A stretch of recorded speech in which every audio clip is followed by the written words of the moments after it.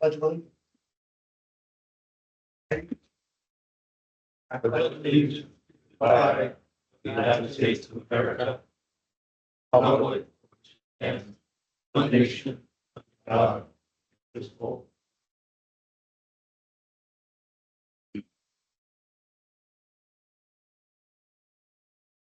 Thank you very much. All the members present. Public comment. Public comment in the room. Or public comment. So I do want to make this clear. This is not, this is a public comment from Kelly Gerkensmeyer from Arnold, who's also a ratepayer. I just want to make a comment, and I want to have a huge shout out for the crews that worked all day yesterday on that leak. It's pretty remarkable, where it was. It's right there on Mustang Road. So several people that I know who live back in Blue Lake Springs, there's a few ways to get to the highway, either Moran Road, but a lot of people use that Mustang Road to get to the highway. So several people that I happen to know called, and just knowing what those guys went through, just remarkable. And just total shout out to those guys. And it was really great to wake up this morning to see some social media posts with shout outs to them as well, with lots of hearts and likes. And so it's really nice to see that we do get good, that CCWD gets good social media coverage too. So again, I love Arnold. I love the water system up there. Shout out to the guys that make it happen. So. Let me say ditto that. Well, I went up there to take a look, and it was amazing. 250 PSI coming out of a line that made a hole 15 feet deep around the repair they needed to do. They had to bring in 2 truckloads of gravel just to be able to work on the valve itself, and amazing. And there were 2 of the steel doors blown open. I just thank God there were no pedestrians, that there were no public works or private works that were damaged by that amount of water. So thank you guys. It's great. Real quick, if I could make a public comment, and we'll have more detail on that in the ops report. But I just want to introduce Kelly Zonheiser, our new Director of Administrative Services, just started this week. And so still immersed in everything that is CCWD and getting up to speed. 18 years though at Calaveras County Public Works. So she's local. She knows the lay of the land in the communities that we serve. And we're just thrilled to have her with us. So welcome, Kelly. Welcome. Jack, you need your mic. Any other public comment? Is there any public comment online? Seeing none, we will move on to the consent agenda. These items are expected to be routine and non-controversial. Items will be acted on by board with one time without discussion. Are there any board members that would like to remove an item from consent agenda? Move for acceptance. Second. Motion is second. Is there any public comment on this item? Seeing none, all in favor? Aye. Opposed? Carries 5-0. New business. View and adopt mid-year operating and capital improvement program budgets. Michael. Yes. And we have, Kamiko, are you online? Yes, I'm here. And a presentation to pull up? Yes, it doesn't look like I can share, so if that control can be granted, that would be great.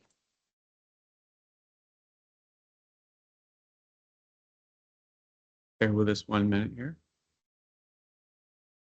So disclaimer, this has not gone before the finance committee before it came to this body. So us and I have not had a chance to review what's going on here.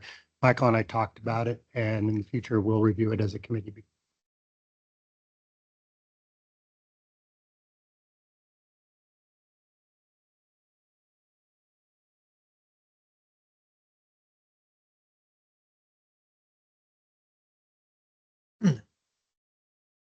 Nico, can you share now? Let me see. Yes, looks good. There we go. All right. Well, good afternoon to the board. My name is Kamiko Suchida. I am a manager with Eide Bailey, and I'm happy to be here to discuss and present the fiscal year 25-26 operating and CIP mid-year budget review and proposed amendments. And thank you to the district staff that helped work on this. I certainly appreciate their support through this. And just for the board, the mid-year budget review is a look back of the previous 6 months, so through December 31st. And the goal is to identify trends and analysis and provide analysis on activity through December. There are, there's always a bit of nuance to the projections that we come up with, and that includes, sometimes there's only 5 months of invoices available depending on timing. There are things that are only paid once a year. There are things that are paid 1 month in advance. So we look at all of those things to help refine our projections for the end of the fiscal year. So just wanted to provide that context to the board. But moving forward, looking at the district's revenues. So as of December 31st, the total revenues were just under 16 million, and that is approximately 45% of budget.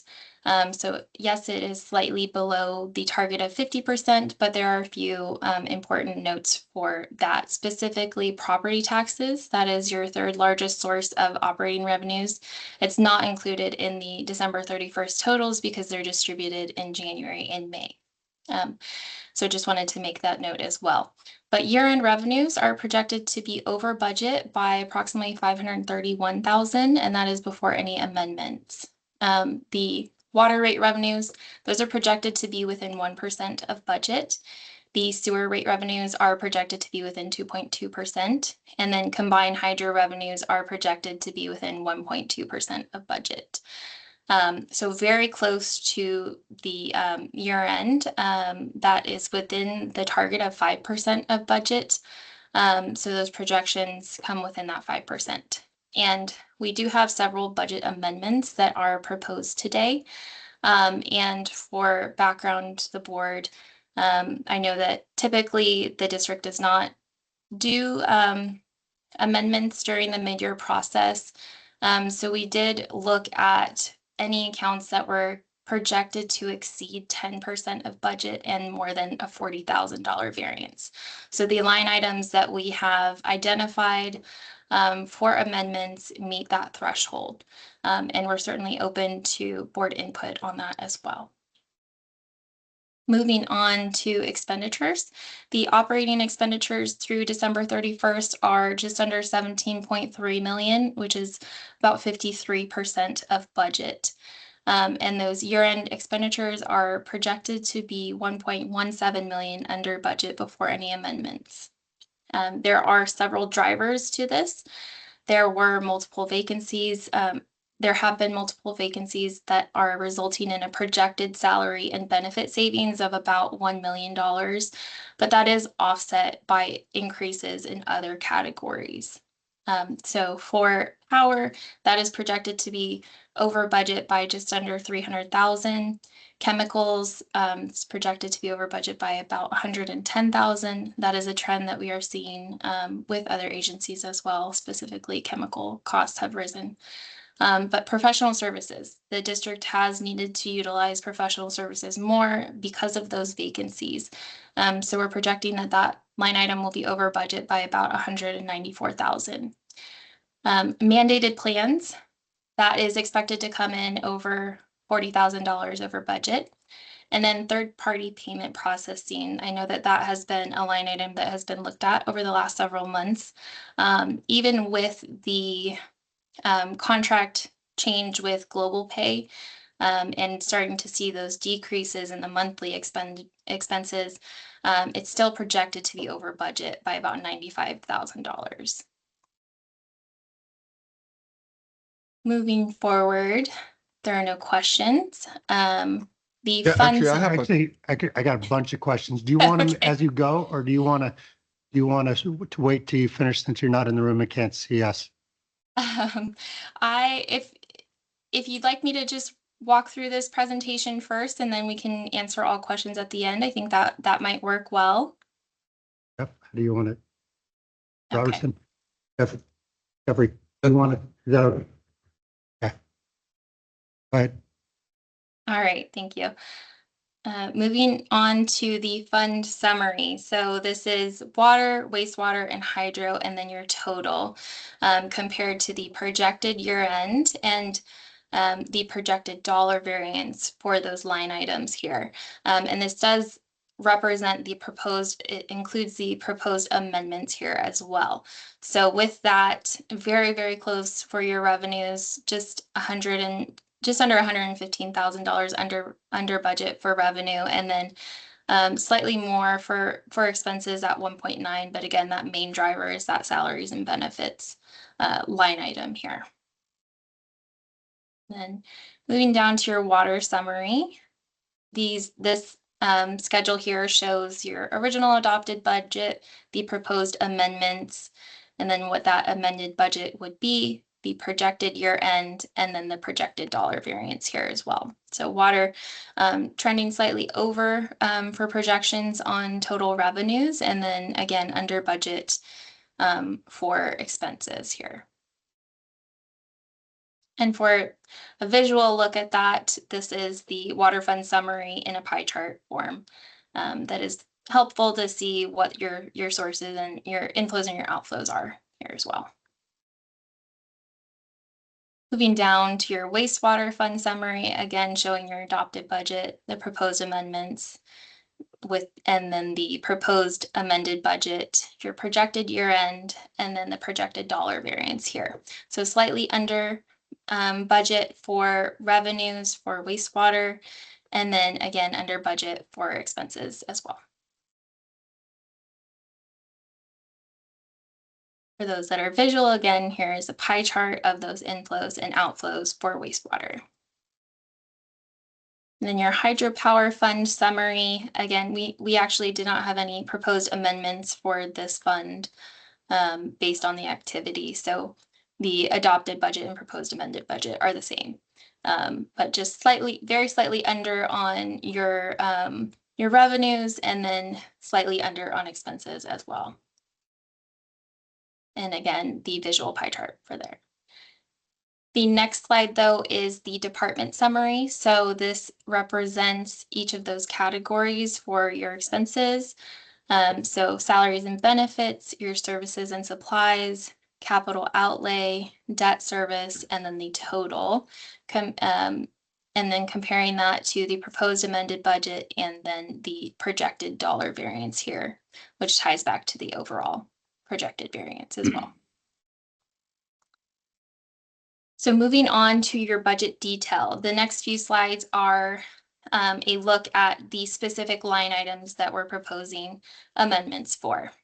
So we have this first section is your operating revenue. So this is the line item water sales, fire hydrants. That is projected to be about 135,000 over. So we are projecting an amendment there. The same for delinquent account charges. That has been trending consistently over budget and is projected to stay over budget for the fiscal year, just under 104,000. And then reimbursable expenses is trending to be over budget by 112,000. So your total operating revenues here, the amendments equal $351,228. But again, your total operating revenue is still projected to be very, very close to budget at 99.91%. Continuing on to the non-operating revenues, this is the amendments for your non-operating revenues. So your interest income line item has been trending over. I believe that's due to the Argent interest income.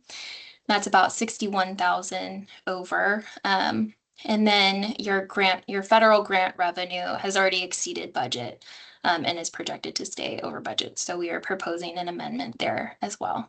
Those total to 294,371. And so your total revenue increase is $645,599.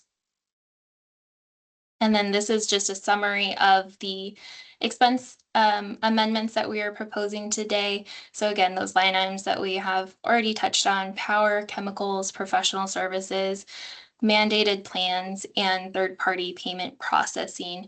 And that increase is $737,633. The next slide is capital outlay, and this is just as a reminder of what is in the that category. The year-to-date or the projected year-end and variance can be found within the budget detail report for these, but just wanted to call this out. If my memory serves me, it was projected to be right on target with budget. And then again, here is the list of the budget amendments that we're proposing today, the ones that we just talked about. So the increase in revenue and expenditures, it comes out to a net change of $92,034. And then we have listed out the line items that we're proposing amendments for here. And then moving on to the fiscal year 25-26 CIP budget. So this is based on the 5-year CIP that was approved by the board with the addition of the October 2025 budget amendments. So the water and wastewater CIP budget is just under $24,800,000. Water projects drive that with about 18.3 million. Wastewater is about 6.5 million. And then the funding sources are listed down below. And for a visual look at that, we also have a pie chart that shows the inflows and the outflows. The inflows for the funding for CIP. And then the next schedule is the CIP budget for water, and we did include fiscal year-to-date expenditures in this schedule. So just at just under $7 million so far spent on CIP compared to a budget of just under 18.3 million for water CIP. And then for wastewater, the projects listed there, the fiscal year 25-26 year-to-date expenditures are just about 850,000, bringing total CIP expenditures to 7.8 million compared to a total budget of just under 24.8 million. So next steps after we go through all of your questions, but the goal would be to review and adopt this fiscal year 25-26 mid-year operating budget. We had no changes to CIP. And then for the board's information, we have distributed a calendar for the fiscal year 26-27 budget with key milestones and dates. And then the budget development process will also include an analysis of the proposed operating and CIP budgets and how they compare to the water and sewer rate models. And we plan to have a draft budget completed and to the board at the second meeting in May of this year. So I'm happy to answer any questions now. Thank you for allowing me to present. Thank you very much. I'll be honest, I found that rather frustrating in this format because there are a lot of questions that I would like to ask in a finance committee meeting, but we're going to spend everybody's time in the general meeting talking about these instead. So Jeff, you had questions. Do you want to start off? Sure. I've got a couple. I mean, it's a lot of information to digest really quickly. Why didn't this go to finance before it came to the board? A general manager question. Yeah, so we haven't taken mid-year budget to finance committee in several years. I think, it has been done in the past and we could do it that way again in the future. I think what, as a report out, it tended to be redundant. And so I think that's why in the past we started going straight to the board with it instead of finance committee, but happy to bring it back to finance committee. Do this again next year. But this is really more of a FYI. This is where we are for the board. Action item. No, it is. Yeah, with this one, there is a budget amendment. And that's actually one of the things I'm glad Kamiko touched on that a little bit, that we were talking this morning about, bringing to the finance committee a discussion of procedure to clarify, what the criteria are for when we do budget amendment versus, not, because I think in the past, different finance directors have taken different approaches to that. And I think it'd be better if we have, standard procedure that we're, what to expect from year to year. So Jeff's approach in the past was to not bring budget amendments unless we needed increases to be able to spend. But we can, I think it makes sense for us to really develop a clear procedure for how we approach that. I think if you're going to go to the board for an amendment, it makes sense. Finance. Next question I have do is that. I'm looking at salaries versus contract work. So you've done your best guess for how much of will continue to be spent on contracts versus having in-house employees, and comfortable with that for the rest of the fiscal year. For the rest of this fiscal year, yeah, we're, excuse me, that's all. Was, I guess this be a question. I was trying to figure out the reserves. I remember an earlier conversation about us trying to build reserves. It looks like there's some significant hydro money going into some reserves and some are not, like, I guess the basic question is, you're comfortable with how we're moving towards building reserves? Yeah, I don't think we have any issues in terms of what we're doing with movement of reserves for this budget year. And the reserve targets that we have in policy, but we'll reevaluate that as we develop the budget going into next year to make sure we're where we need to be for our reserve targets. And then the capital outlay is projected to be slightly over budget by 7,000. Preceding that, I'm looking at /4. We were talking about the generators. FEMA is going to pay for 75% of them. That still leaves 2.5 of those expensive generators.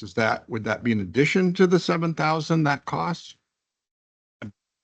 I believe that's incorporated in there. Is that the projected cost for our local Yes, share of we did the include generator the, grant? Yeah. we did include the FEMA generator grant in here as well. All right, that's all for now. Thank you. Anybody else before I jump in? I'll jump in. We're making up for some of our over expenses using these one-time funds for our vacancies, which means that we're going into some sort of a structural deficit. If we had everybody staffed up here, we'd be upside down. I think that's, Well, we're not necessarily drawing one-time funds for that. I think it's reallocating what the operating budget had allocated for vacancies to cover some additional professional services. I get it. One of my questions I've got is, what is included in the increase of revenue of $530,000? That's a great question. So are you referring to the, can you identify the page number? Go to your narrative, which is only 2 pages. Go to page 1. At the bottom, at the under revenue in that one paragraph, it says they're 530,000 above budget. That's We've the had projection. Mm-hmm. Correct. So I'm curious, what is going on that's causing this additional revenue? Right, so That's that's the part of what we've identified in for the budget amendments. The line items that are specifically causing that are the water sales for fire hydrant, the delinquent account charge, and the reimbursable expenses, the interest income, and the federal grant revenue in there as well. Well, I'll circle back on the delinquent numbers. We exceeded our contracted divine, which was at $40,000, and we got billed $127,000. Why did that happen, and how will we make sure we have controls on our budget that doesn't happen again? Yep, that was a huge issue when we first came across, or when we discovered that had happened. It was a transition from one finance system to the other, where we the control that we normally have in place to make sure we don't exceed a contract amount was missed in that case. And so we've come back, and I think we talked about this the last board meeting too, where we have we want to capture the work that's been done already and make sure that we have enough space for future work, and we'll bring the contract back. That I have no problem with the work that's been done. I think they're doing a fine job. I'm concerned when anything becomes that out of hand that quickly. I share that concern. That's got to be managed. We are adding in that same agenda item, $194,000 minus what we owe Divine of 127. Does that mean that we are paying Edie Bailey the $67,000 difference? I think that's mostly Eid Bailey. There might be some additional professional services for engineering or water resources in there. I know we had an additional cost for a risk resiliency assessment. I think that was under the urban water management plan. So there was an additional cost for professional services, water resources. Urban water management plan came in higher than what we had budgeted for. That's a mandated plan. We have to get it done by July 1st.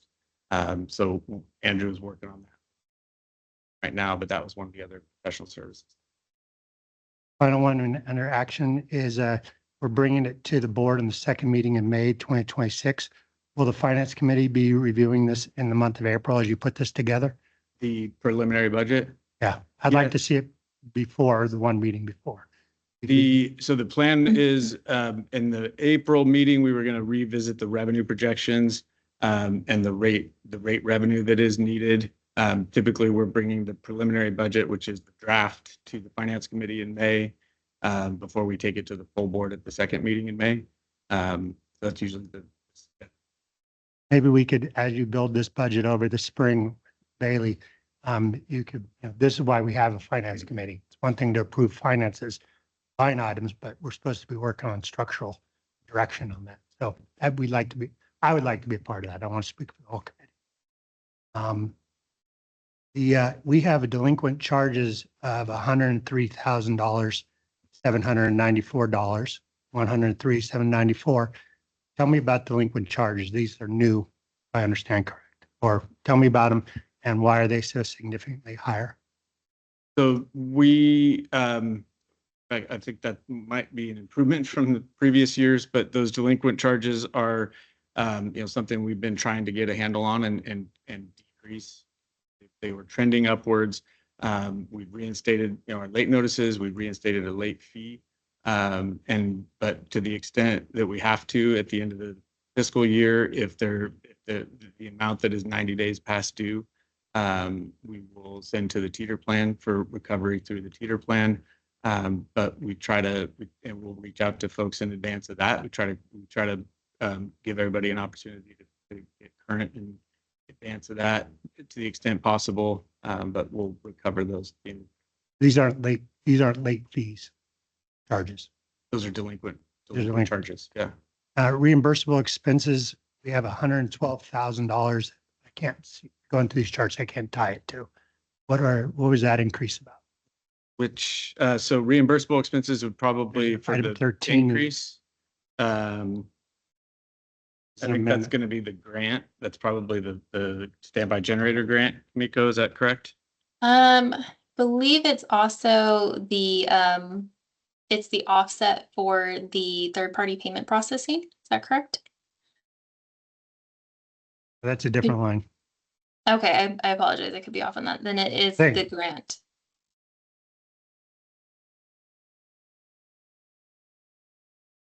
Yeah, I think that's the grant amount. Okay. Power, we got an increase in power costs of almost $300,000. Yeah. Why? And what are we going to do to mitigate that going forward? Honestly, we talked about this after the agenda packet went out. I brought it up with our team. I don't, we didn't see an unexpected rise in rates, and we're not seeing a significant increase in our power use. So, I think we just need to be more careful as we develop next year's budget to true that up and make sure it's an accurate number, because it shouldn't. We haven't seen any big changes that would explain that, other than we didn't budget enough. You said we had no increases in rates, and we have seen no major increases in use. Right. Yeah, we've got an additional $300,000 in 6-month period.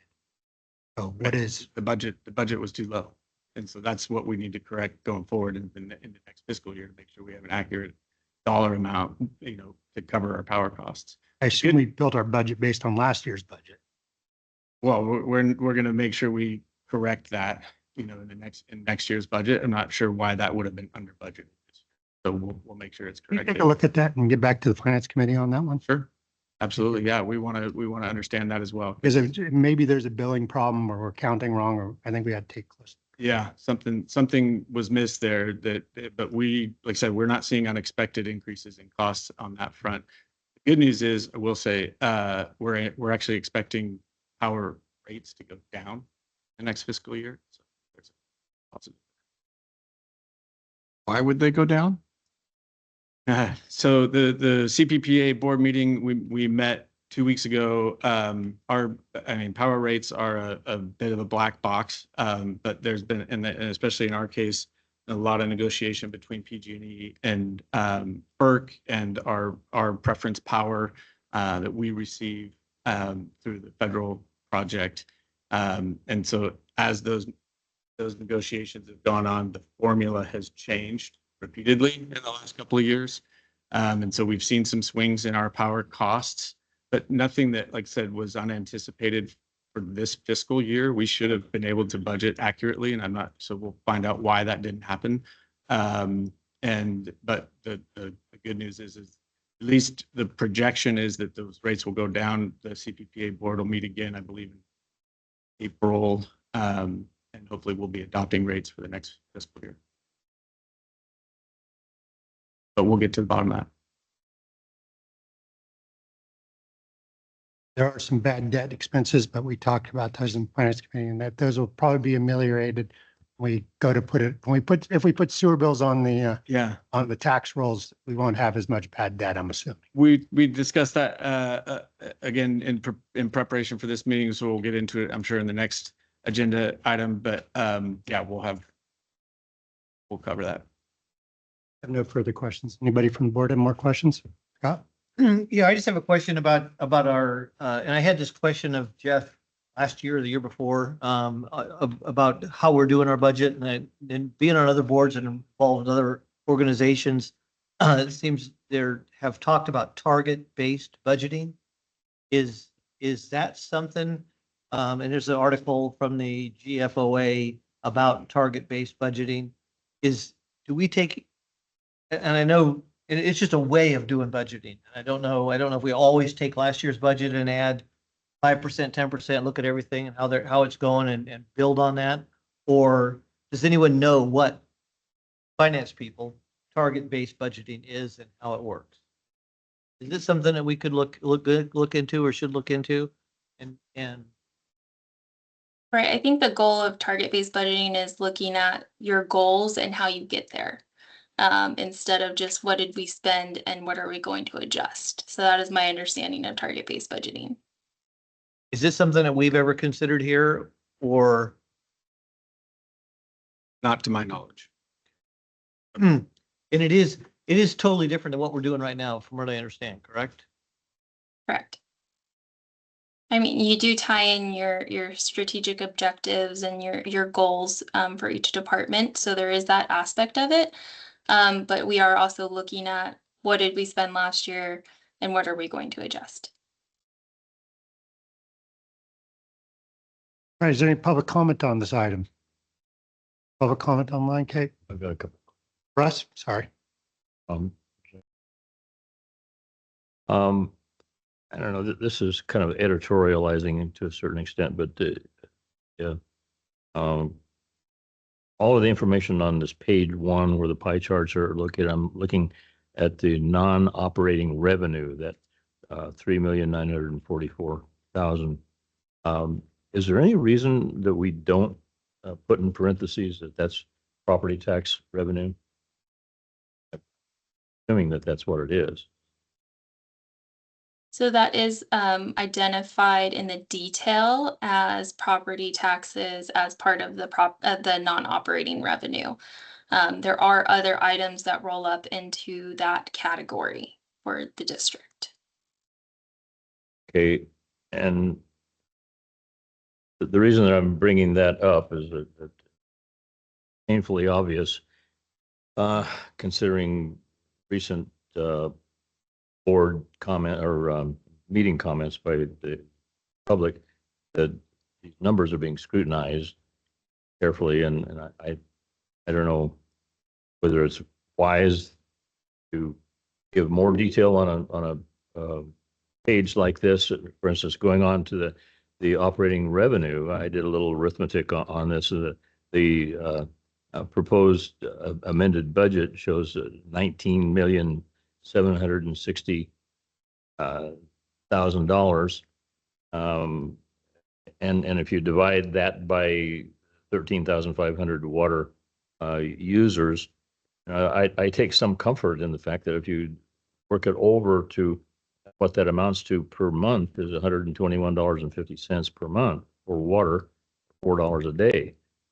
Is there any possibility of putting these little significant facts on the bottom of this page so that people can look at this the $19,760,000, and they don't have to wonder what that means to them personally or the average water customer.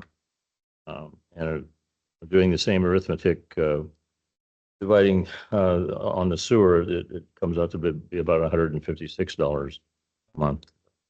But anyway, I'm just looking, what is the buzzword we need to be more, or we being asked to be more transparent? Maybe this is too much transparency out for discussion. Okay. I did a little digging into why on the uniform laundering budget, we had budgeted $1,000 and it actually came in at 23,750. And I understand that was simply a error of input. Yeah, I think Jeff addressed that earlier in the year, that there was a mistake in. Okay. I'm not suggesting that it's spending that amount of money for laundering our employees' uniforms, that's not a line thing in my mind. But, pardon me, Jack, while I try to get. No, no, first.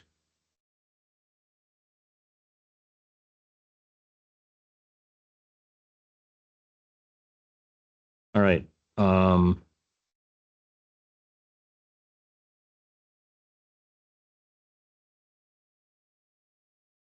Looking on this page 14, where we have what seems like giant amounts of money for power sales of the North Fork and power sales at New Hogan.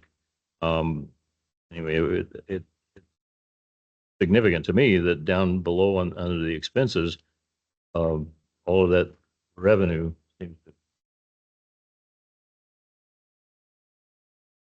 subtract out what it costs us to pay fees, licenses. A lot of that is passed through. So Yeah. we incur a lot of those costs that the project pays for. And yeah, so that's being offset. And then my final question, I think I can probably do it from memory because I can't find it, but there's on a page where we were given the information about the revenue hydropower fund budget. We've got operating revenue at nothing, and then non-operating revenue of 1,000,000. That probably is that revenue is from those two sources. But what struck me is a question in my mind about salaries and benefits. Who or what salaries are attributed to the hydropower fund? So it's a portion of my salary. It's a portion of water resources. So the external affairs, there's a we tried to, and we're working on refining this first, relatively new still, but working on refining, tracking costs to make sure that we're allocating salaries to the right enterprise. Okay, so your salary and Andrew's Portions of multiple staff members. Legal.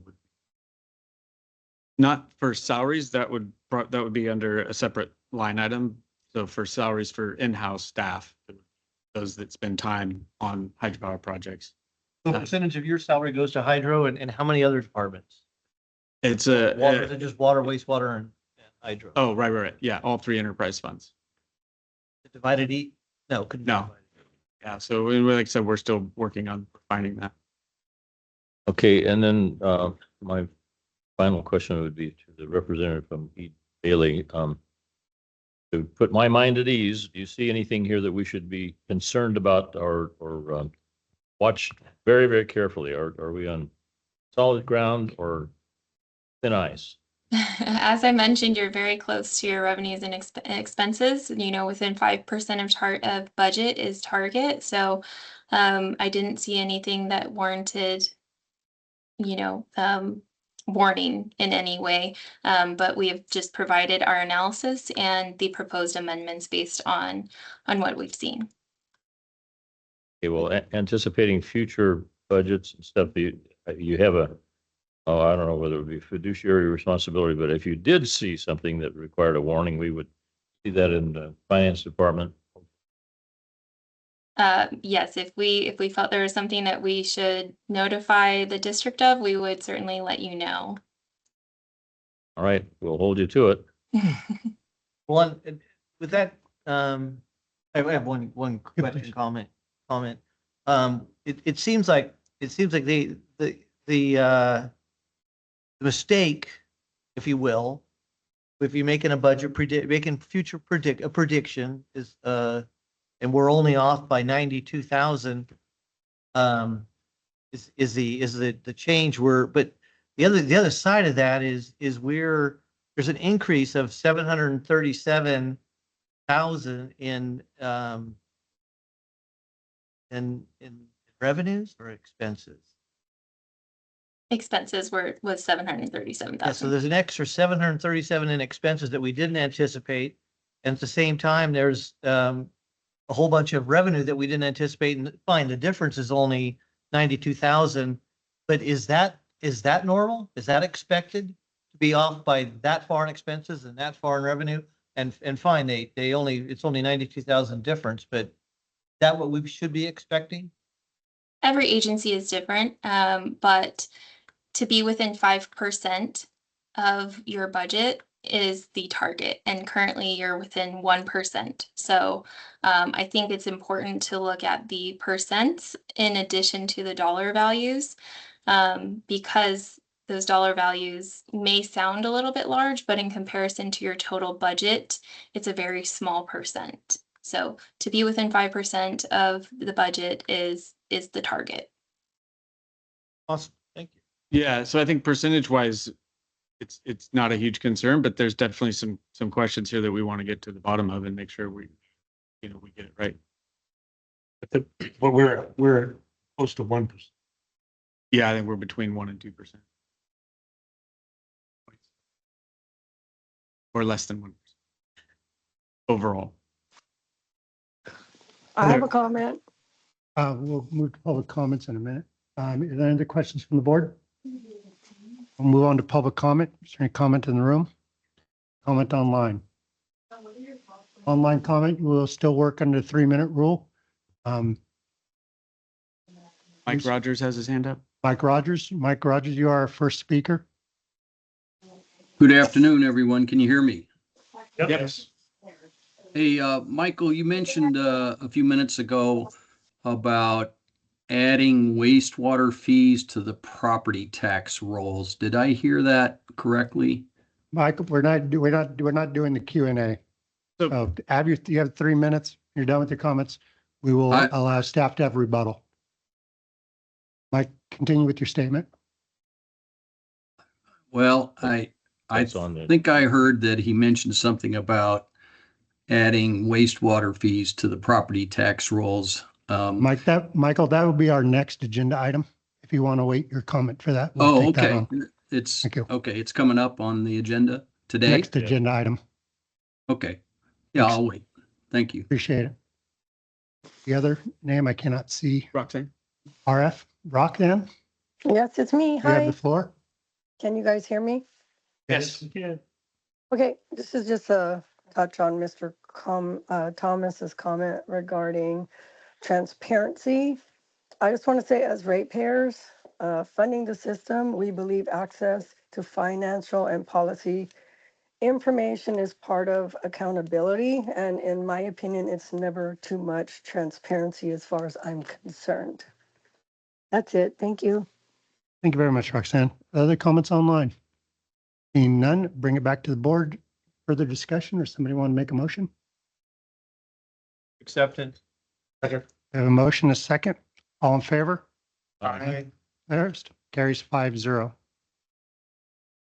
Going on to agenda item 4, discussion regarding water and wastewater billing price practices. Yeah, okay, so I will kick this one off, and then we have some other folks available if we need to answer questions.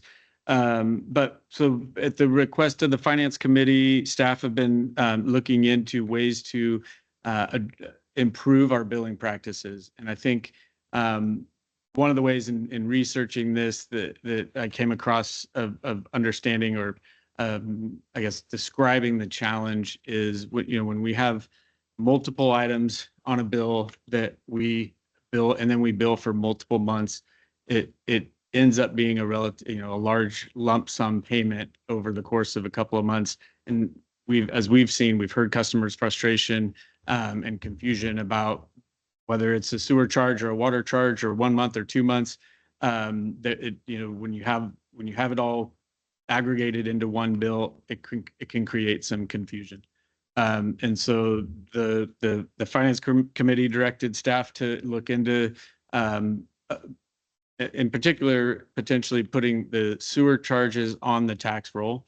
But we're also looking at other potential improvements that we could make to our billing practices to address that confusion and address that frustration.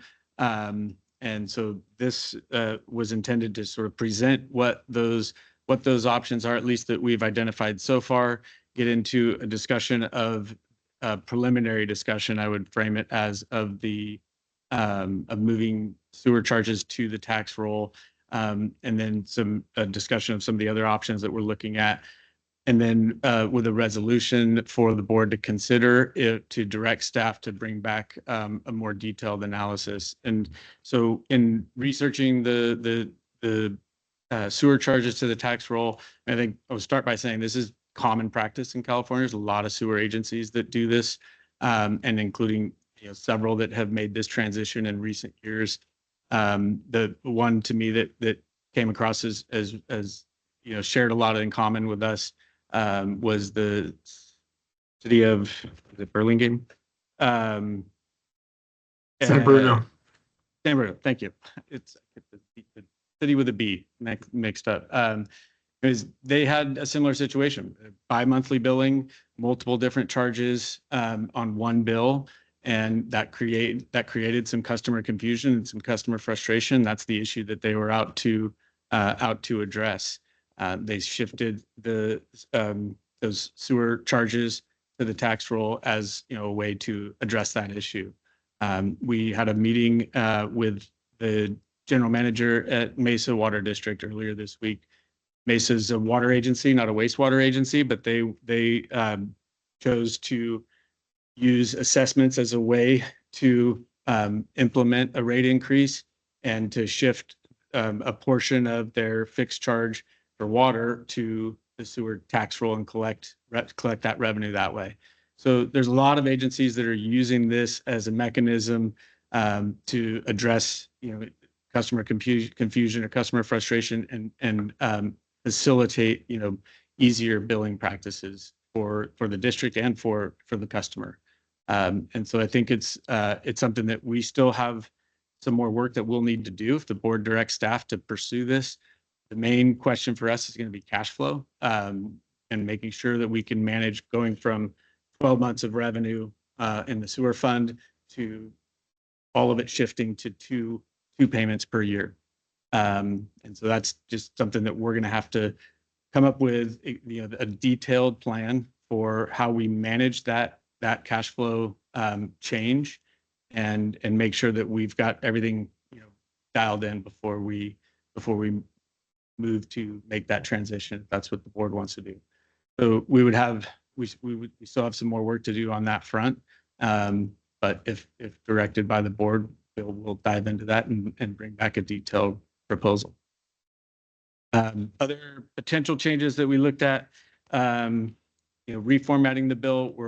And I know Kelly G is talking to Tyler about ways that we might be able to do that. There were limited options from the outset when we set it up with Tyler a few years ago. And so we're going back and forth with them to see if there's ways that we can improve that now. And then the discussion of monthly billing.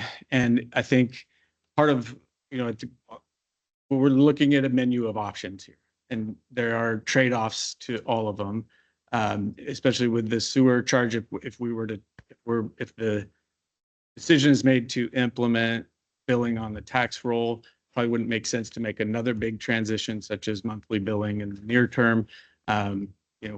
Anything that we do when we talk about major billing changes, it's going to require a lot of public outreach, a lot of education and information for the public. And so, I think it'd be a challenge to do that twice with big shifts to the billing practices in a short period of time. But it is something that we could look at instead of, or in addition to, or if we shift sewer to the tax roll and we want to move the water charges to a monthly billing cycle, so that customers aren't getting hit with as large of a lump sum payment. That's something that we can consider also. So there's trade-offs to that as well. The Finance Committee also asked for a detailed breakdown of the cost of our billing practices and bring that back to the Finance Committee. And so we're working towards at least having that as an option using technology.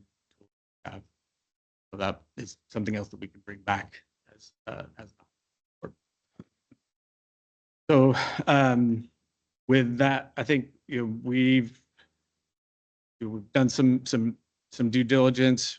We're evaluating all these options, and we would have some more work to do if this is the direction we want to go in. Questions, comments?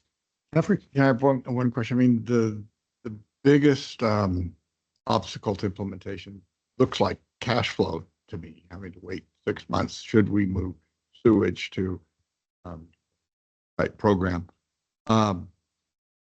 Is that something, because it immediately gets paid back, you could pull from reserves if we needed and then pay back? So that's what we'll have to work out. And it may not be a huge obstacle, as long we just need to make sure we have a plan for covering that cash flow, because we know the sewer fund is already, it doesn't have enough to just float over that length of time.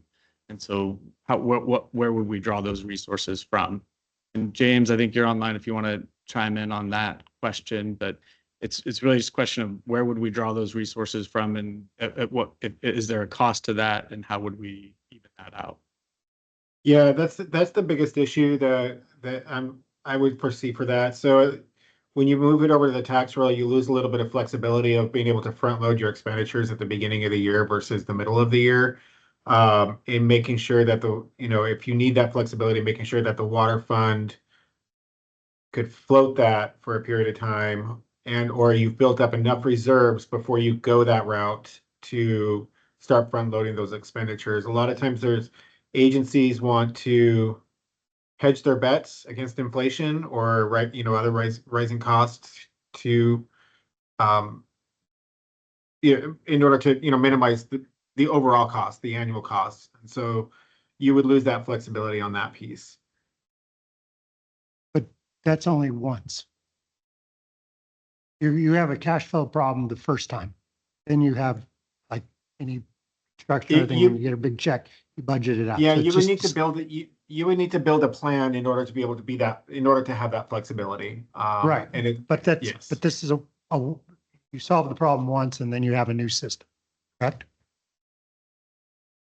Mostly, yes. And it's managing that cash flow between, so your county provides tax distributions between January and June are your primary tax distributions.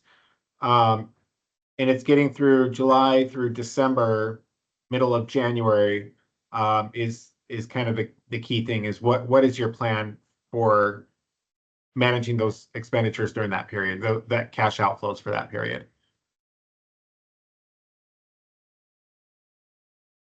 Is there any reason not to do, I mean, you covered the basics, so you're basically talking about making each of these items more in depth in terms of your research, other than staff time. Is there any reason not to do this? I mean, it's very sensible. In terms of like where we're at right now and looking into it further, I think it's an option we should explore. Question. I have a couple. First of all, I mean, I definitely support going into a monthly billing. The tax roll thing, I think, is more complicated. I mean, we changed the way we bill and who we send bills to, and I'm concerned about the rental market, Calaveras County, how that's going to be addressed by the property owners. I don't think they're going to look on this kindly. I mean, for me, what I'd prefer to see is that we go into a monthly billing. Sewer, I think, is pretty easy. Certainly, I mean, back in the day, it was more difficult. We were actually out there reading meters, sending, mailing stuff out. A lot of that has been automated now. But I don't see the obstacle to go into monthly billing. And the way in my head, I think that we could do it. And I recognize maybe what we do is we bill water and sewer every month. First month being the base rate for water, and the second month being the consumptive rate. So the second month would always be a bit higher, unless there was some way to figure that out. The second month would be lower if it's just the consumptive charge. No. It would be base plus the consumptive. Or if we had the technology where we could do something every month. Oh, gotcha. Okay, I see. I think I see what you're saying. Yeah, the sewer rate, you're right, would be easy to switch to monthly billing. Water is the challenge on that front, and we're making progress in our billing processes for water too. It's really the consumptive charge for water that has always been a labor intensive process, and so moving that out as much as we can, as quickly as we can, and hopefully won't be long before we're at a place where we can shift to monthly billing. Sewer would be a fixed charge. Well, anyway, I definitely support that. On the issue of putting on the tax rolls, I just really wouldn't mind talking to some landlords about how they would handle it. Because I mean, money's going to have to come from somewhere, and so I would say, the rents will go up. It's just like everything else; they're already high, but at some point, the landlord has to recover.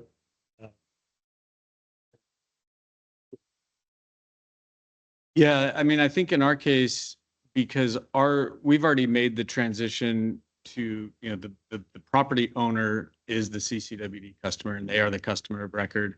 And so we have an option for a bill to be sent to a tenant, and ultimately the property owner is responsible for. If you recall, we changed that policy because we were only sending it to the landlord, and the tenants didn't want the landlord coming over the house once a month for a clear up.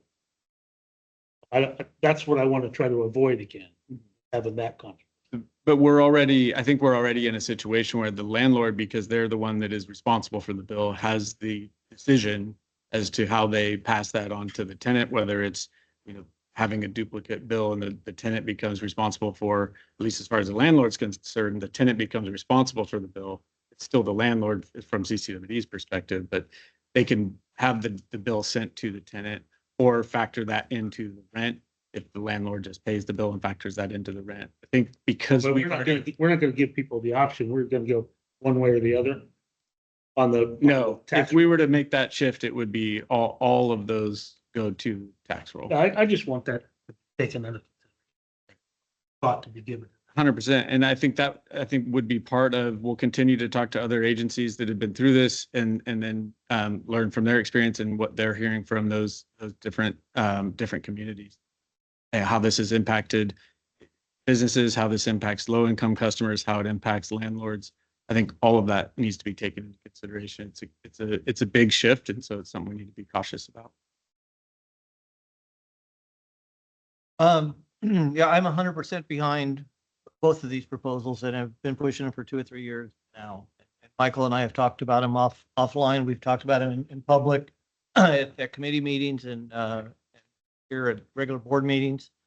I would love to start immediately, as soon as possible, moving the wastewater to the property tax. Same customer receiving the same bill. Except we will not be sending out bills every 6 months, or bills 6 times a year or 12 times a year, and then collecting individual payments as they come back in and go into the mailbox and going through our different ways of receiving payments. That would all be avoided. It would free up time and customer service. And I know we still have to do that study. There's some questions in there, but it just seems Moke Hill Sanitary just did this last year. I think it's in the report here. A lot of again, it's available to utilities in California to do this. Why we didn't do it a long time ago.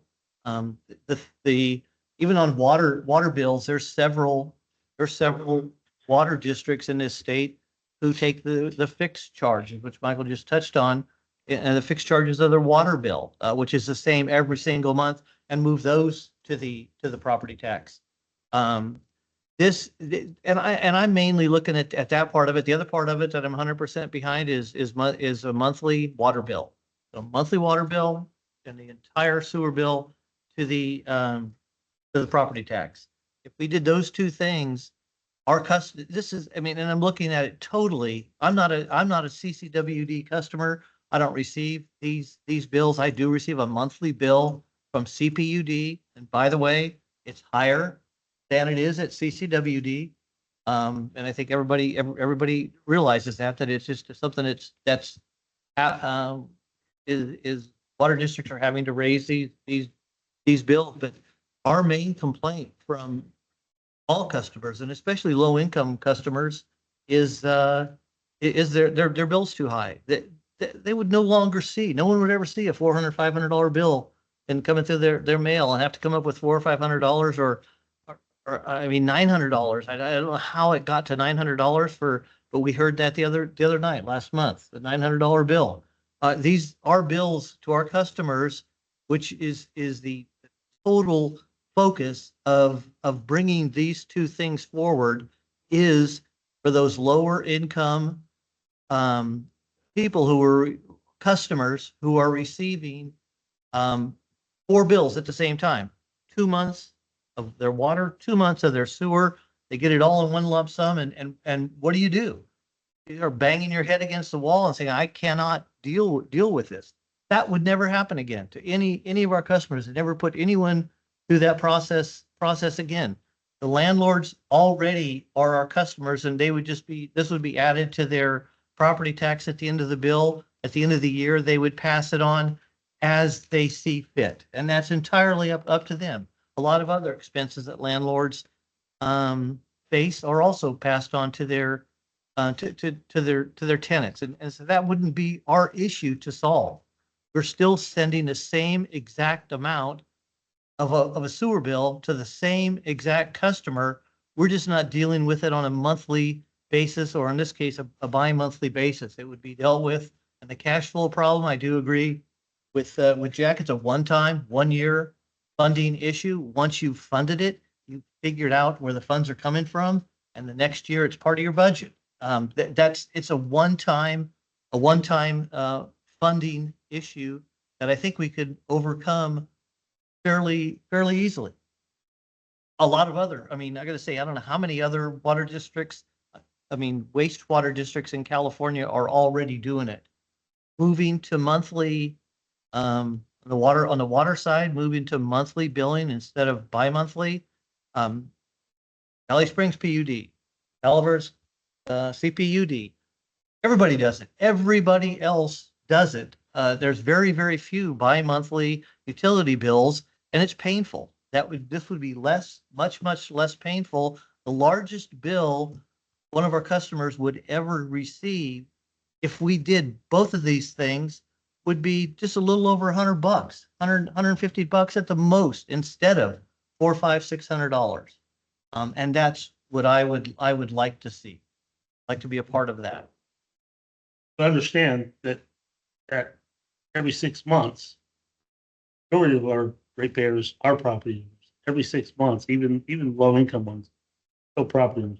Every 6 months, they're going to get a big tax bill. It's going to be bigger bi-monthly. Like, I'll focus on that for a second. There's most of these people who own a home have an escrow account, an impound account, and their mortgage company would be already divides that property tax bill up into 12 equal portions and sends it out to them every single month. Well, I mean, So unless you understand how that goes, own your how house does that work? outright. How does that work to ramp up? Do we have to contact all the mortgage companies and say we've made this switch? Because they don't do it. I mean, they're not gonna know how are they gonna be alerted that they need to collect that? Now, that's the thing I don't want to do. If we do this, then I have to somehow alert mortgage companies that besides their homeowners insurance, now they're gonna have to have a larger amount withheld every month. Let me address that. This just happened to almost every property owner in California. Their property tax went up substantially. Fire tax went up. So those bills that they've been getting as part of their impound account that they've been receiving from mortgage companies was $900. Now it's $2,000, $2,500. So yeah, they do that. Bills go up. They just redistribute it. Sometimes there's a one-time fee. I got hit with a one-time fee from my mortgage company when that happened. What is our obligation? We do not have to get in touch with any mortgage company. That would be nothing to do with And us. a lot of these details are what we're expecting staff to solve. Right. Come So back to us and tell us exactly how that works. we'd I really have a don't know. really detailed implementation plan, answer all those questions, and then a lot of it would be in coordination with the county, who's the one that actually deals with, where they're sending those, those notifications. So a lot of it would be, close consultation with the county as we go through and define all of the steps of implementation. But like I said before, it would also require a lot of public outreach to make sure that we're not taking anybody by surprise if we were to make a change like And I this. think one of the things that's, we have a timeline in this resolution to get this information back. It won't linger. My guess is that will probably end up being some sort of blend of all these ideas in a way that works. Seems to me like there's without question support for going to month. Yeah. Me, I'm still on the edge of how we implement adding all the sewer bills to the tax rolls. That's as far as going monthly. And then also we charge the External Relations Committee that we gratefully joined to, they're going to have to figure out how to. Make everybody happy. Thank you. Well, Finance Committee, we'll figure out how to. Nobody has come to this board and asked us to put the sewer rates on the tax roll. Not one person has come up here. They've asked us for smaller bills. That's what we're doing. Smaller bills that they receive in their mailbox. Well, I just think they're gonna want to know exactly how it works. Let's, Yeah, I think it'd be a very slow rollout. There's a lot of work to do with the public on this. I think you ask a very legitimate question. It may mean we wouldn't be able to do this until the first of 2027 at the earliest. let me, I think we got a lot of details we're going to figure out, but seems to be some consensus to exploring this at the high level. As I look down this table, let's move on and see if the public has anything they want to add to this. Is there any public comment in the room? Public comment online? Roxanne, you have your hand up, but I think it's been up since last item. Did you want to make a comment on this one? Mike, I know you wanted to comment on this as well. Why don't we go with Mike first, since he was patient and I Yeah, cut him off from okay. last agenda. Yes, Mike, You thank got 3 you. minutes. I should have done a little more homework, but so, hey, fundamentally, I see value in the monthly billing. I also see value in moving some of the fixed rate for wastewater to the property tax rolls.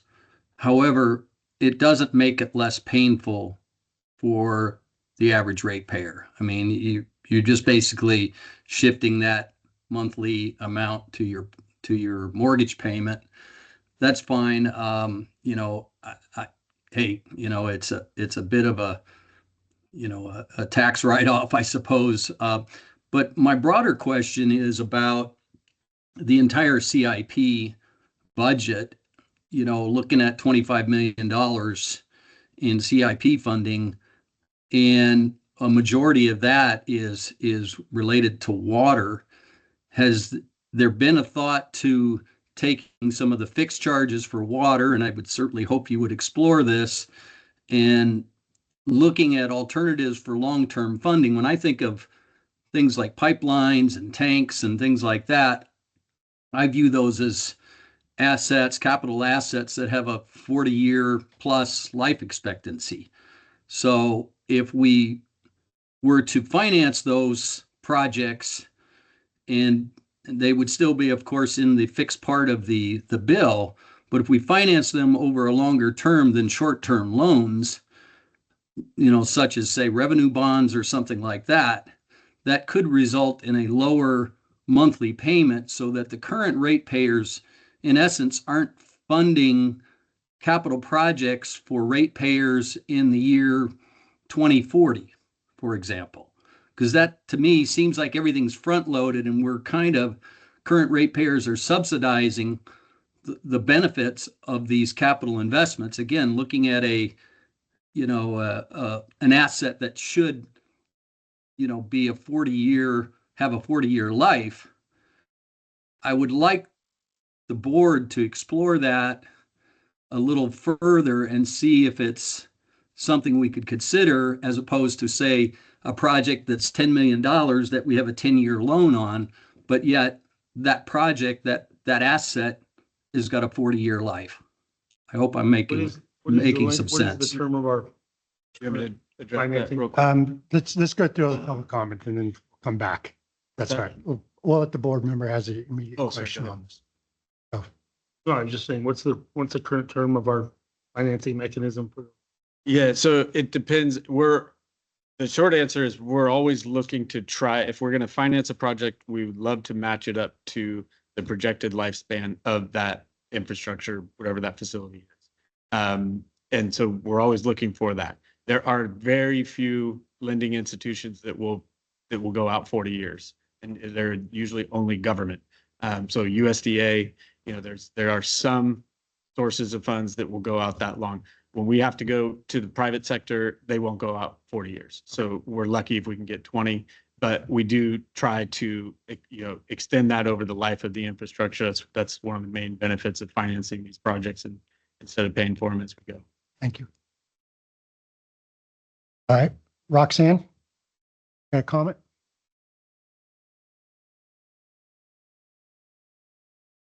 You're on mute, Roxanne.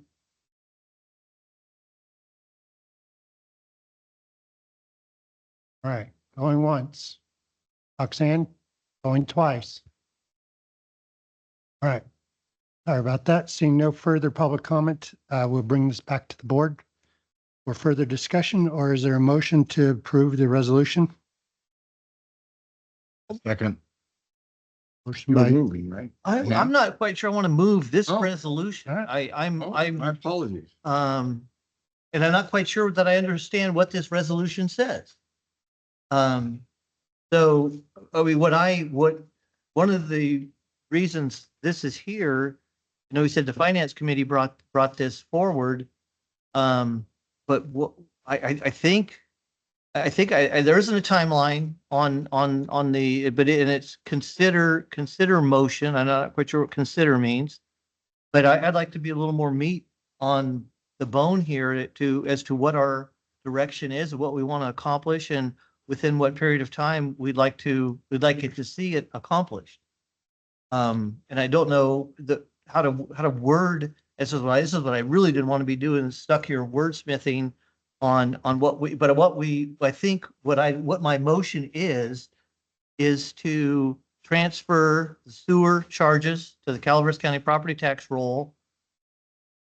And Michael has told us that there's a 12 to 18 months lead time to get that done. I'd like to go with the 12 months. And when we first talked about this, it was by the end of the year, which was like 8 or 9, 10 months. And I'm just wondering, but I'd like to say by the end of the year, by the end of 2026, have it figured out how to move the sewer bill. That's what I'd like my motion to read. And then the second part of it is to, as soon as possible, and I think it could be done much quicker than that, make our water bills monthly. That's my motion. Can I ask you a question? What is the problem with implementing the monthly billing that would include water and sewer until we have a chance to work out the nuts and bolts of transferring the sewer to tax? I'd like to see the monthly billing start immediately, or as Answer your question is I think it'd be going to be a process to do the wastewater that way, and then have to do another change, get it on the property tax. I don't think there's any reason to move the wastewater to a monthly billing if all we're going to do within a year is move the whole thing to the property tax. I think it'd be wasted staff time studying that and implementing. That's why. Okay, so we have to wait for 12 to 18 months before we can go to monthly billing on this water. I don't see why, but that's what staff is asking. I'm asking that it be done by the end of the year. 10 months seems like an awful lot of a long time to try to figure out how to do something. We have all the questions. All the questions are in here, are right in this report. All the things that we have to do, and I just can't imagine them taking 10 months. Can I respond? So the strong recommendation is that if we're going to make this change, that it go into effect at the start of the fiscal. Can't do it by this July. So soonest that this would reasonably go into effect would be July 1st, 27. That makes sense. And that is that timeline, I think, is achievable. There are aspects of this timeline we can't control. There's a negotiation that has to happen here with the county. There's going to be some other questions that we have to resolve along the way. So there's still a lot of information I think that we need to gather and bring back to the board, including that negotiation process with the county. So that is what the timeline that I had in mind here was bringing back a lot of information, a detailed implementation plan, a detailed cost analysis, and a detailed cash flow management plan. All of that by first board meeting in May, for the board to make a final decision on that direction, which would still give us time to implement it by July 1st, 27. So that was the proposal that I had in mind, is in the resolution. On the monthly billing front, the amount of turnover and the staff shortages that we've had recently, we just went through a billing cycle last month with people doing it for the first time. That has been a huge effort, and LEG and Dylan in particular deserve an enormous amount of credit for the work that went in to making sure we got it done and that we got it right, and not only got it right, but that we're making improvements along the way, and that, so that we can get to a point where we can give you a timeline on a transition to monthly billing. It's on the water side, it's not an easy or immediate switch that we can flip. It's still going to take some time before we can get there, but believe me, we would like to see that happen too. So I think that would be what we plan to bring back to Finance Committee, is that cost, the breakdown of our cost for billing and how that changes as we implement these changes. So I don't have a specific timeline for you on the water transition to monthly billing, other than we're going to continue looking into it and bringing that item back we're not waiting for May. We'll be checking in with the finance committee. Okay, how about I amend my motion? Yet again, what I'd like to see the finance committee do, or what you bring into the finance committee is progress reports towards implementing this motion, implementing this resolution. And what I'd like the resolution to be that we use your timeline for get the wastewater bill onto the sewer tax by July 1, 2027, the beginning of fiscal year. Number two, lead a transition of a 12-month billing on water by the end of the year 26. And use the finance committee. Finance committee meets monthly. So use the finance committee to bounce these off and give progress reports as we go through that process on both of them. Look at that motion. Let's engage the Internal Affairs Committee. We could walk and chew gum. Had a short meeting. Well, so what are we gonna vote on? Yeah, so that, I just want to be clear, because I think that's the motion, it sounds to me like is voting to make this change. The resolution was directing staff to provide a detailed cash flow assessment and financial impact analysis of teeter plan billing for sewer charges no later than the first board meeting in May. So it'd be to bring all that information back to. And I support that. I mean, making the commitment, we really haven't even engaged public yet on this process. I hate to make a commitment before we engage the public on this. This is the first, for the most part, that they've heard of this. Again, I fully support the monthly billing. I want more information on how we implement the tax rules. I like the way the original, I will support the original motion. I won't support saying that we're going to do this before we engage the public discussion. Even in here, it says that we're going to have the External Relations Committee provide education and receive public input. We're going to make a commitment before we do that. I just don't think that's right. I'm not saying I won't be along with you guys at the end, but I'm not there now. I think that the process that I've got a motion on the table that I think I procedurally press here, that Well, Robert's Rules of Order guy. I will withdraw my second. You want to restate your motion again, Scott, just so we're all clear if there's a second? Move the wastewater bill to the Calaveras County Water District wastewater billing to the property tax rolls by July 1st, 2027, at the start of the fiscal year. And to implement monthly billing on the water on the Calaveras County Water District water bill as soon as possible, and hopefully no later, not hopefully, and no later than the end of the year, 2020, December 31st, 2026. All right, so I have a motion. There's a second for that. I'd like to make a motion that we adopt. Hang on, I'm going to kill that motion for lack of a second. There an alternate motion? I'd like to make a motion that we adopt staff's recommendation. Resolution. Is there a second for that motion? Second. Second. Further discussion? Call the vote.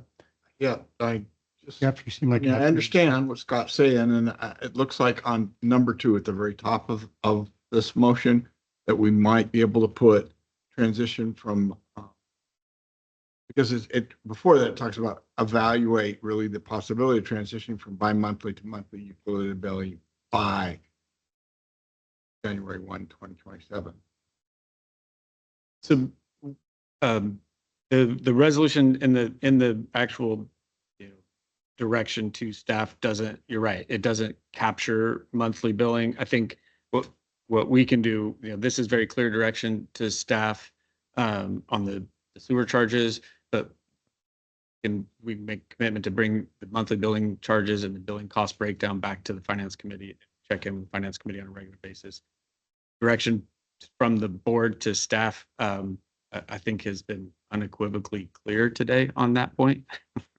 And so we don't necessarily need to add that to the resolution or have a separate motion for it. If you don't see it at the finance committee meeting, I'm sure I'll hear about it. One of the things I think it's With that. And I think it's important to explain our vote. I agree with Scott, and I am the least patient person in the world. I want to get things on there, but I'm willing, I also think that Jeff's got a really good point. I want to listen, see the information come back. So I have a better informed decision rather than just go for it. So take the stutter step. We have a motion, we have a second. Why don't, Kate, why don't you call the roll? Director Robertson, Aye. Director Ryan, Yes. Director Davidson, Yes. Director Thomas, Yes. President Garamendi. Yes. Carries 5-0. One question, I don't see anything in here about May. Michael, you just mentioned May, a first, It's in there. Yeah. oh, what are we doing what happens in between now and The May? first, first part of the resolution, item number 1 there is that it'll be a detailed cash flow assessment, financial impact analysis of teeter plan billing for the sewer charges no later than the first quarter. In the actual resolution with the whereas? No, and that therefore be it reason. Oh, okay, all right. Thank you. All right. Just, I want to make one more comment Please. related to what Jeff said about the, how's a property owner has renters, is going to react to getting tax bills are going to go up $2,000 a year. If I was a property owner, I would go to the renter and say, by the way, your rent's going to go up $200 a month. Going to get kind of complicated for the property owner to explain to his renter that, well, I'm paying under this circumstances, I'm paying for your sewer bill. I've got to get. I agree. We have to have those discussions. We have completed that item. Yes. We're going to discuss this to death by the end of this year. I have every reason to believe that. We're nicer at the last. I was so much nicer. That's a big deal. I mean, I'm proud that we're doing that. Again, that's that question. And we should have a lot of questions. Let's move on to item 5A, Operations Department Monthly Report. Damon is not here. Who's speaking for Damon today? We're gonna, the detailed report is included in the agenda packet. Damon is at Aqua's State Ledge Symposium today. The main thing I wanted to highlight, and Kelly and Jeff stole my thunder a little bit, but I'm glad you guys did, highlight it already too. We had a main break in Arnold. It popped up about midnight on Monday night. Yeah. And it was a tough one. And we had, I don't know if we know exactly, but probably around 5,000 gallons a minute at 250 PSI, as Jeff mentioned, lasted about 50 hole into the ground. And our crews are out there in the middle of the night, having to get a handle on the situation and, shut it down and start a repair that took 23 hours. And it was just a monumental effort. There was, and all of that, there was some silver linings that didn't do any damage. That amount of water can cause a lot of damage. And we just lucked out in terms of the location. It drained into the ravine. And while there were 25 homes that water was shut off during the repair, most of them were vacant. And the few folks that were there were actually just, I can't say that, whoever the couple was that brought our crew a bunch of burritos last night while they're out there in the rain on hour 18. I don't know who they were, but man, thank you. It was just a monumental effort, both in terms of the technical expertise that was required, the tools that were required, and the perseverance to have to go back in and fix it because it wasn't just one leak down. So our crew on the past, our construction crew, Pat, that whole effort, a really, really remarkable effort. I can't say enough about those guys, and especially, it gets dark and starts raining last night, and they're still having to chase down there. Don't have any quit. Really, really appreciate those guys. So, outside of that, if there's any questions about the ops report that's in the agenda packet, we're happy to answer. Questions? Is there any online comment? Public comment in the room? Okay. Next item? Yeah. So a couple of things that I'll run through here really quick. The quick update on the Army Corps Section 219 funding for Copper Cove wastewater. Really productive meeting with the SAC district folks this morning. We're having to re-sequence the construction plan for that project again. We just signed the letter report and the project partnership, the updated letter report and project partnership agreement for that project in December, and it's already changing. So, and it took a year to get that signed. But credit to the Sacramento district folks at the Corps and Kevin and for coming up with a new plan, and it looks like we're still on track to move forward with construction of a new tertiary filter at Copper Cove. I hope it get that out to bid this calendar year. What we know is already going to happen is we'll receive the suspended air flotation device, and our crew will be installing that. And then hopefully we'll have a new project out to bid for replacement of the tertiary filter this year. We have more work to do. Mia's working on trying to bring in more funding because the cost of that project in the 6 years we've been working on this has gone up significantly. And so we'll be back east again, banging on doors and trying to bring back as funding as we can. But we had some concerns about the responses we were going to get from the Corps and to the latest changes. A really positive meeting with them this morning. They're working with us on it, and we hope to have, like I said, construction documents later this year. Can't wait to see that happen. I told them it's going to be a heck of a groundbreaking party when we get that one going.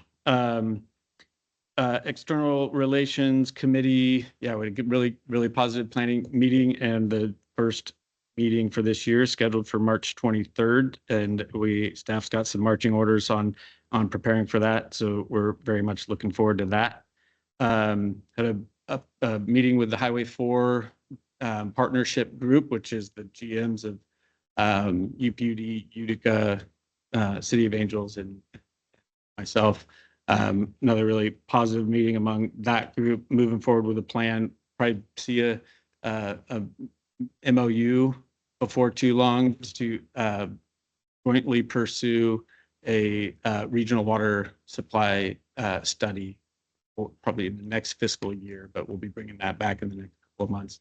That'll be a cost share arrangement and a partnership with those agencies that I think in and of itself is a huge step, and we're moving that forward. So good meeting with them.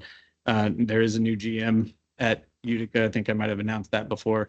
Angels Camp still in the recruiting process, but I think they are scheduling interviews soon. They have some candidates to interview, so they're still looking for a new city manager. Did your meeting, that upper four group, include Eric at Utica? Or yeah, Eric was there. Steve Williams is the interim city administrator for Angels Camp right now, and he was there, and Jessica from UP.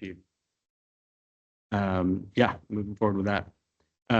Legal Affairs met last week. We're getting some really good state legislative updates, and then Mia doing a federal affairs update, and then planning for a trip back east. Aqua Region 3 board meeting. So I'll be at that meeting, Placerville, Friday morning. First meeting of this 2-year term of the Region 3 board, and always a really valuable gathering for me to get together with the region and share knowledge. Finance committee coming up next week. And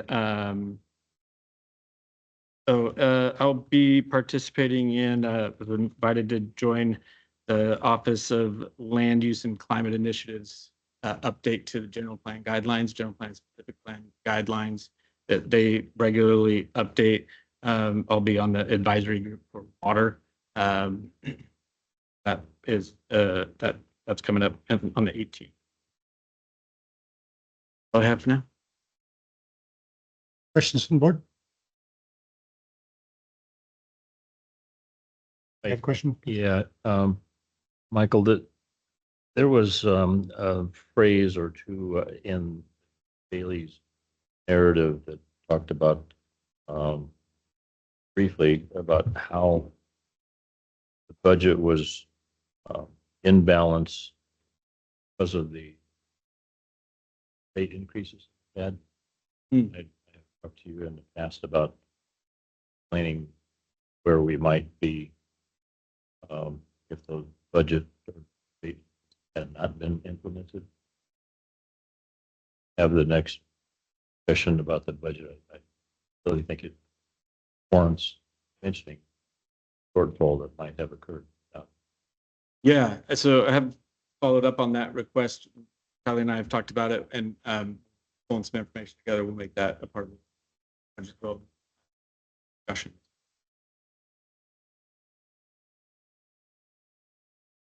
I appreciate willingness to do that. I hope you understand it's not my benefit.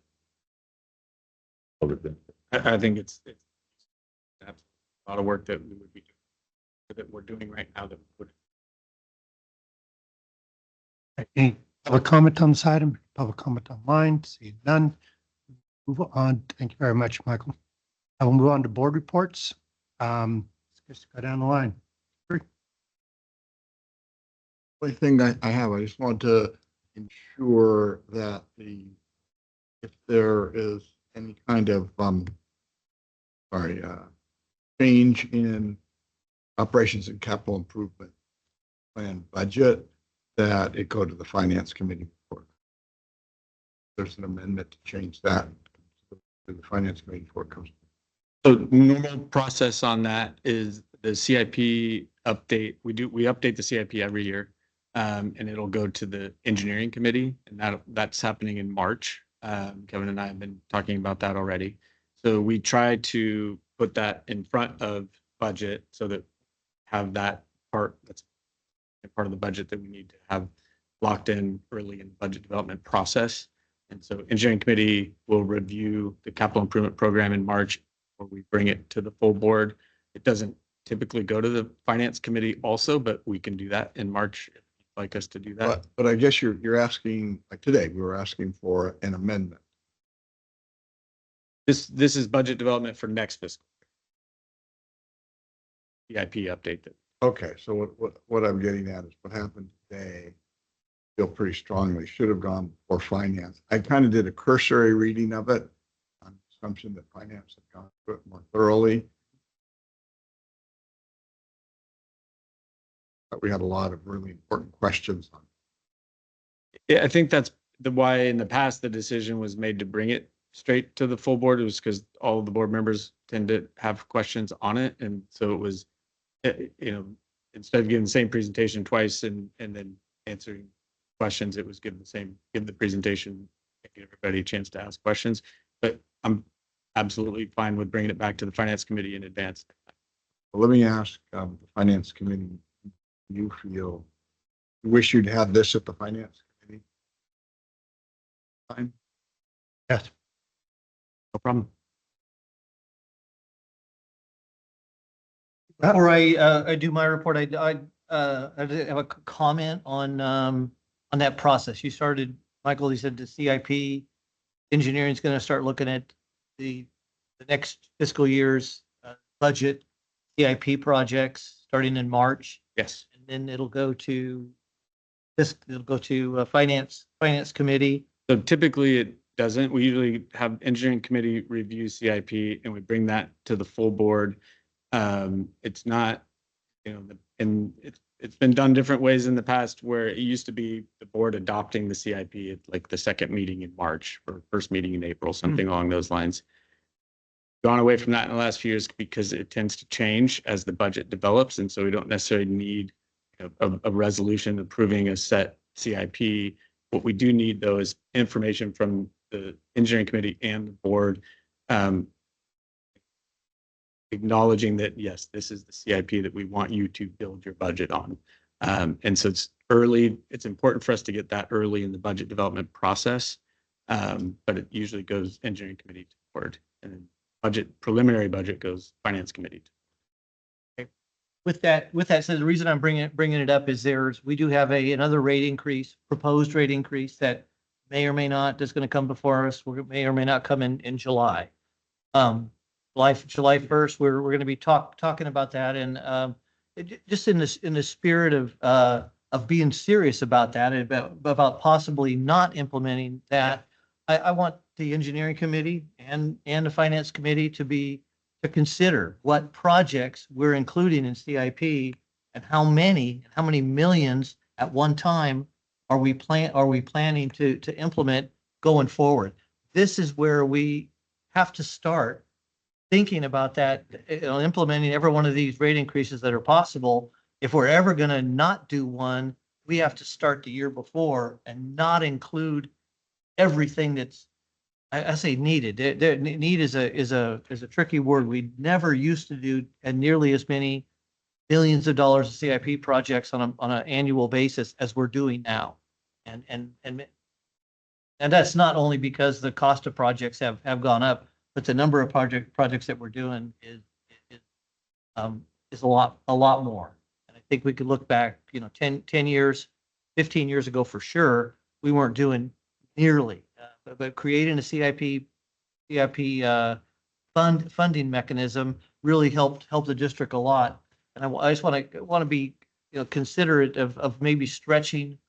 And I know there's always 200 million. It might even be 300 million, or maybe even more than that, of projects on that list that need to be done. And need is a tricky word there, because that list and put them in order of criteria, order of necessity right now. It's going to be different this time next year. They will move around in there, and then funding becomes available, grant funding. Anyway, that I just want to consider that as we march forward. I would seriously like to not implement this July the rates, and I'd like to be in a position where we can even possibly think about that. And maybe not the full percentage, maybe a part of it if we absolutely have to. And to be able to consider that, we have to start thinking about that now. Takes a lot of long-term planning, absolutely. And so the part of the plan for this budget development cycle was to bring that the revenue projection in particular, which includes the need for additional revenue, the rate increase, to the finance committee in April. By then should have a good idea of what how the preliminary budget is shaping up. And a lot of times, we did it last year too, as a part of the budget development process, and it hinged on debt service and debt service coverage ratio. It's a critical part of that equation. But yes, absolutely. That will be, we don't wait till July to bring that to the board. We bring that even in advance of the preliminary budget so that we have revenue projections to build into the budget. Okay. My report, JPIA had a property committee meeting this morning where they discussed parametric insurance. Total new concept. It's more like playing, well, anyway, it's very, very interesting. Paramedics. I've talked to Michael about it. If it was the only paramedics coverage are coming up is a brand new policy, $10 million aggregate for all the customers for earthquake. Earthquake is the only peril. It's such a weird coverage. There's no physical damage has to take place. It's just the event has to happen. And if the event happens, even if the earthquake is in Nevada, if the shaking occurs at your spot, you get a payout. You get a percentage of a payout, and everyone in that block where the shaking occurs, it's a payout. It's parametric. You can look it up, Google it, AI it. It's a whole different type, it's not even really it's not in insurance. And even though It's you're, like a Super Bowl prop bet. it sounds like, no, you're right. It sounds, it's more like craps. It's more like craps than it is in a traditional insurance policy. You put down money and if it happens, you collect. You collect within 3 days and you don't have to prove anything.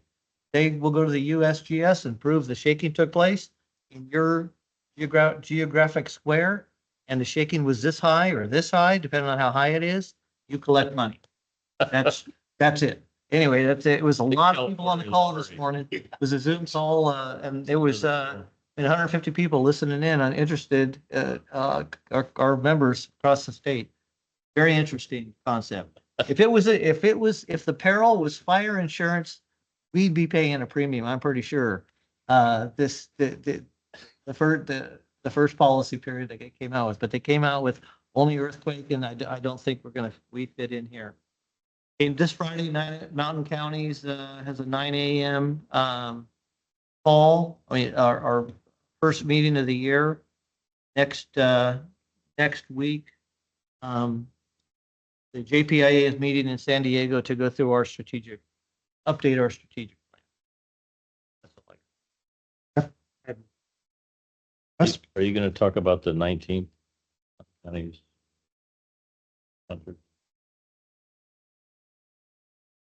That's the 19th of March. Plenty of time to talk about that.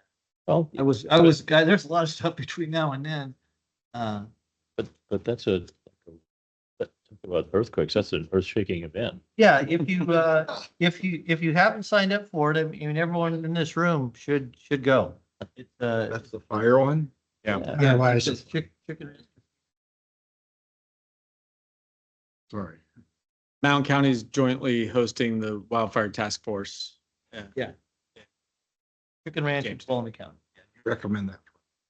Yeah, it'll be really good. It's a 2-day program. We might even be participating with a tour the following day. I just mentioned that because I know how much you like to advertise Yeah, I think everyone got that. Everyone at the guys got. for mountain counties as well. Yeah, it's great. This is Mountain County's first year partner. Everyone here's going to go to Aqua and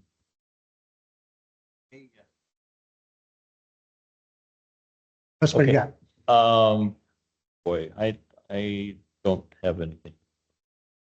I have nothing to report, but future agenda items, I've gotten a lot of emails and we heard the public comment about wanting to question our schedule of our meetings.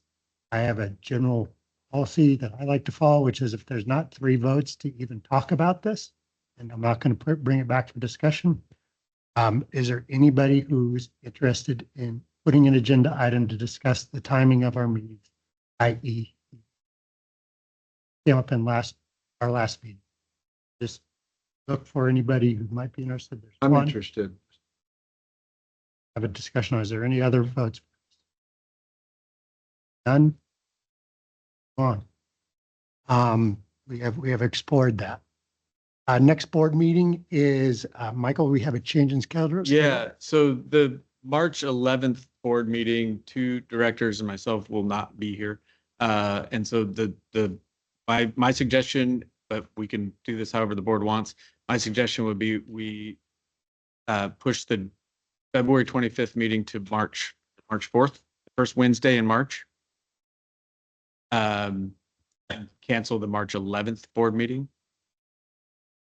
I'll be at an A-Grip conference in Nashville.